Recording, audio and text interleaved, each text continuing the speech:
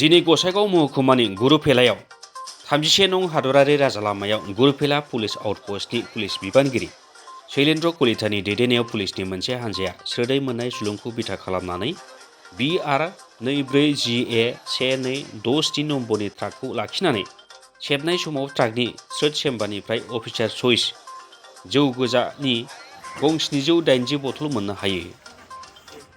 हमनाय जौ गोजानि हाथाय बेसेना 3 लाख रांनिबो बारा जागोन होननानै पुलिसनि सुलुङाव फोरमायदों।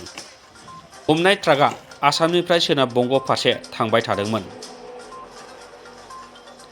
पुलिसआ ट्राकखौ हमनो हायोब्लाबो नाथाय ट्राक सालायग्राया खारखोमायो।